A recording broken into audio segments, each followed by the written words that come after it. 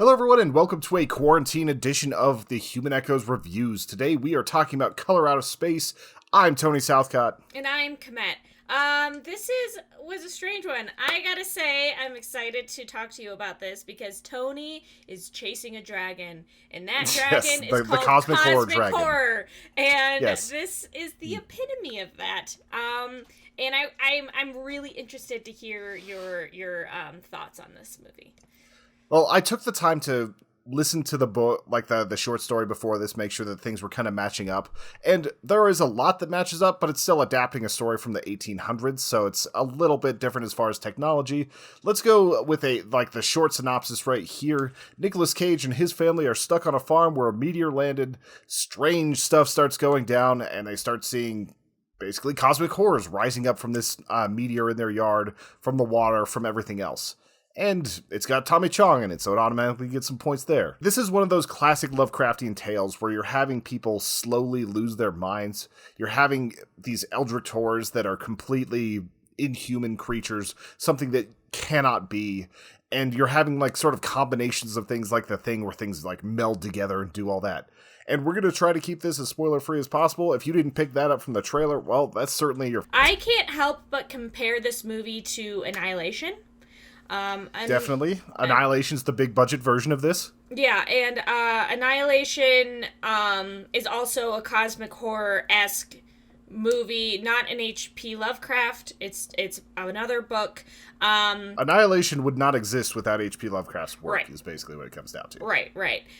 So I can't help but compare the two, and those of you who have seen our review of Annihilation know that I love that movie. It's one of my favorite movies. So I think I have a little unfair of a bias between the two. What do you think about that? I think that it's fine to have that. You were introduced to Lovecraft through other means and then directly into Lovecraft after. But if you've seen The Thing and you've seen all these other types of movies, they all share elements. If Annihilation is your bar for cosmic horror, that's not a bad bar to keep. Mm-hmm. And I guess that's a very polished one. I guess it's more visual based than storyline based, I guess. This movie has a lot of physical effects, or do you think it was CGI? There's a lot of practical effects as far as violence, as far as mutilations and so on. Lots of color effects. But there's a fair amount of CGI in there whenever you're kind of seeing this cosmic horror's not necessarily true form, but what your brain interprets it as. Mm-hmm. No, I was really excited when they first started showing the color and how it was showing up and everything. I thought that was beautiful. But as the movie went on, I think it started shying away from being more subtle. And I get that it's intensifying, but like I said, I can't help but compare it to the colors in Annihilation, and Annihilation was just beautiful. So I wish they would have stayed with the more subtlety that they did at the beginning of when everything was going on than the light CGI that they had at the end of the movie. Yeah, whereas Annihilation is sort of a psychological drama as much as it is horror. I would say that this sticks straight up to a Nicolas Cage horror fest. If you've seen Mandy or anything like that, this is very much in line with, the new sort of, I'm not going to call any of this highbrow. Mandy is not highbrow. You literally have, metal licks while he's making an axe to go avenge the people. None of these movies are at the level of Annihilation, but I think that they did a good job of it for good mid-level budget horror. This is a solid entry into the cosmic horror thing for me. I didn't like the characters as much in some ways. It didn't grab me once again like Annihilation did, but there's a lot of interesting things happening here regardless of where we've set that bar. This is a movie that I can recommend, even if it's not quite as glowing of a recommendation as some others. Like I said at the beginning of the video, Tony is constantly searching for this dragon of what is good cosmic horror. That in a lot of the times in writing, from what I understand, I've never read any of it, when they describe cosmic horror, it's something that is so horrifying you can't even describe. And that's really hard to do in a movie setting. So especially with modern audiences. It's hard to really flap people. And whenever I was listening to that story, that kept cropping up and then it was beyond description. And it's that's kind of a cop-out, Lovecraft. Just because you weren't I understand that he's trying to set the mood that it is full on so far beyond our comprehension that it's that. Like, I've read stories about cosmic horror where it ended up basically putting a sentient soda machine in front of you because it was so horrible that your brain just snapped into seeing that. It's weird what they do with cosmic horror. And I think this one was played a little bit more straight, where it was the idea of a color beyond what you could comprehend more than a singular being. Mm-hmm. And I think it's so interesting that a lot of the times in movies or visual directing or whatnot, when they talk about colors being so beautiful or so different you can't even comprehend, they always go to pink and purple. That's like super funny to me. I think that it's a little bit more that, like, on psychedelics, those are the types of colors that a lot of people end up seeing more. Like, whenever you're kind of tripping out, like, especially for me, whenever I've tripped, I see a lot of purples, I see a lot of, like, vibrant yellows, and it's mostly just brightness more than it is, like, singular colors. But a lot of those seep in. And it's also an interesting color palette whenever you've got, like, purple lights on your actors and everything. It makes it visually interesting. Mm-hmm. Or in, like, the backdrop of a green forest, I guess, seeing, like, a purple or pink out of nowhere is, like, magical, kind of. Yeah, it's very mystical. Yeah. A lot of it is just falling into what's going to be the best contrast, like you were saying, with green forest or darkness or anything, without being just standard glowing yellow light, because we have enough of that going on this planet anyway. Mm-hmm. I thought that this movie did a good job of kind of disorienting the viewer as to knowing kind of what and what wasn't going on. You were kind of in the dark as much as the characters were. Yeah, and that's what they're trying to do there, is show that slippage of sanity, where you can't trust your own perception, you can't trust that the people around you are actually sane anymore, and it's a lot of, like, who did this, who did that, like, are we okay, is this going to be okay, and it ends up making a compelling story for sure. I kept on wondering, I kept on looking for, after the purple light first shows itself, I kept on seeing if each of the characters were going to have a different reaction to it based on personality traits or based on fears and whatnot. I think the only character we saw that with is actually Nicolas Cage. All the other characters kind of baselined, and I wish we would have seen more of that, if that makes sense. Like, you didn't... I think you would have probably gotten a little bit more with the mother with certain things. Yeah, you're right. But with Nicolas Cage's character, he was one of the only ones that truly just had a full separation of sanity going on for a little bit.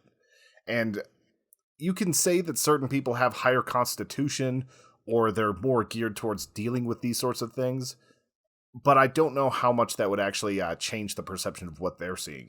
But everybody should be seeing different ideas of the same thing. Mm-hmm. Right. Unless it's one of the cosmic horrors where it's based completely off of your own fears, like what you see with It, where whenever the kids saw their version of it, a diseased homeless the leper, or things like that, or a werewolf, it was very much generated to what they feared most.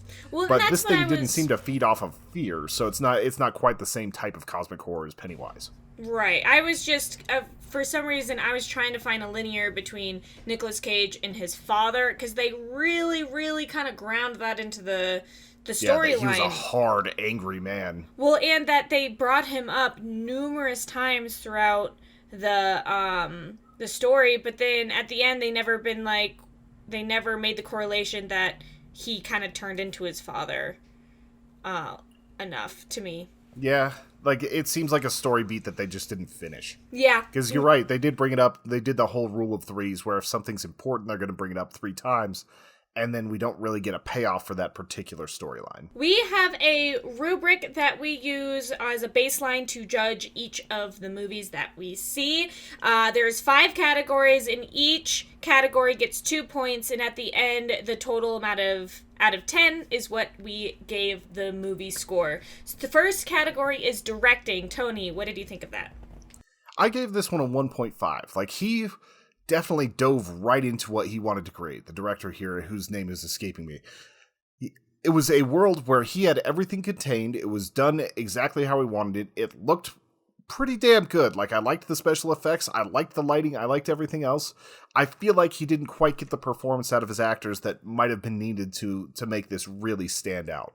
Like, when Tommy Chong is the best actor you've got some problems. So I actually gave this a 2 for directing. I liked the palette.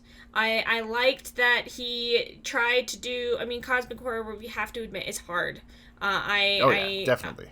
It's not a slasher, with like Jason Voorhees or whatnot. It is something that is incomprehensible. I thought that the storyline kind of went along as he wanted it, so I thought that they did good with that. As far as like our next category, which I know is one of your biggest ones, the atmosphere, I did give that a 2. Mm-hmm. Like, I felt like that they set out to build a world, they built that world, and they put a cosmic horror in it and made everything just go to madness. And he did what he set out to accomplish there. Even if there's some things that I would have changed with the script, I think that he did a good enough job to earn that 2 on atmosphere.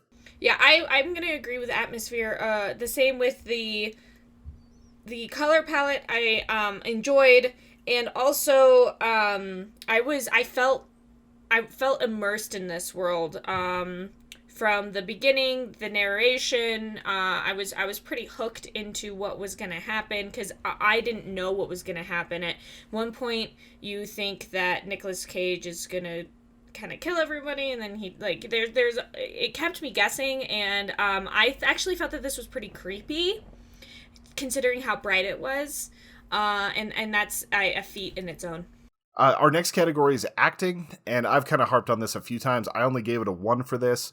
And I think it's because Nicolas Cage kept falling into his weird, like, vampire's kiss, accent where it was kind of indecipherable. It didn't, make sense the way his tenor kept changing. The other actors were fine, but there wasn't anything that was super notable. Like, whenever you have a dirty hippie on your property, Tommy Chong knocks that out of the park because he's playing himself. The daughter was the best actress, I think.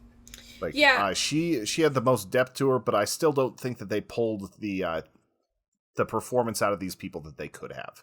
I agree. I only gave it a 1 because Nicolas Cage, like Tony said, kept on going into this strange cadence that would pull me out. But I thought maybe that's how his dad talked. I kept on trying to I was grasping at straws as to the reasons behind his character and everything like that. And it's just ridiculous to kind of see Nicolas Cage do some of the things that he was doing, like milking an alpaca was just... I mean, I at least enjoyed that because it was so absurd, but it was very odd. This movie is all about boob. odd, though. Yeah, he said, I do agree that the daughter was the best actress on this. I kind of wish that we would have, instead of seeing a more broad between the 5... family members, I wish we would have maybe more focused on her story throughout the entire thing, because she was so great. She did a great job with that, but I only gave it a 1. I will say there are some heart-wrenching moments between the mother and the youngest son that they did very well with those scenes. Like, those were done very well, although it was rough to watch and they did fine. But the overall, I just couldn't give it past that 1. The next one is, I think, really important, but it's the rewatchability of the movie. Is this something that you're going to want to watch again next week, next month, never again? What did you feel about that? If I'm trying to explain to somebody what cosmic horror is and playing it straight, I would say this is a good movie to show for that. Am I going to pick it up on my own again? No. I don't think I'm going to go back to this one. I ended up giving it a 1 because of that. I'm going to have to agree with that also. This is not something that I'm going to want to watch again to see if they have any foreshadowing. I also only gave it a 1. Yeah, there's no reason to go back and glean character insight for this one with how things concluded, how it all worked out. I don't have enough extra energy to go do that when there are so many other good movies out there. I agree. And the last one is, overall, did we like the movie? And it's pretty yes or no with that one. What do you think, Tony? I gave it a 1.5, which is basically saying, yes, and it was decent. I'm not going to say that this blew me away like a lot of reviewers are saying. I think that you could do a little bit better for cosmic horror. It just had those few little things weighing it down that kept it from being a really, really interesting one. And I wish that it could have executed a tiny bit better, but it's not a movie that I dislike. It's one that'll probably get brought up in conversations, too, about weird movies that you've seen. Like, I feel like this is actually one that isn't going to go away and just be forgotten, but it's also not good enough to just keep it on repeat. Yeah, exactly. Overall, I liked this movie okay. If I am going to watch a cosmic horror, if I'm being completely honest, I'm going to watch Annihilation. I can't help but compare the two. I know they're two different budgets and whatnot, but the character intrigue was just not enough for me to give this a 2. So my overall score out of 10 was a 7 out of 10. And that's what I landed on as well. It was straight up just a 7 out of 10 for me. And that's a good C effort. Like, that's average. I think as far as cosmic horror, this is slightly above average for the genre, but there's a lot of really bad cosmic horror out there. I haven't seen that. So I guess maybe that's where my kind of baseline goes. Yeah, and there's also a lot of good stuff. Like, you could say that like Event Horizon and movies like that are sort of cosmic horror. So there's a lot of other stuff out there. I might do a video exploring cosmic horror like I did for the Manic Pixie Dream Girl sometime soon, just to explain it to people. But we'll see if that ends up coming to fruition. I think but that is our our review for Color Out of Space. Thank you guys so much for watching. Please hit us up on our social media at Human Echoes, at TSouthCod, or at Manic Pixie Dream Girl. We would love to chat with you, or our Discord. Have a great week. See you later.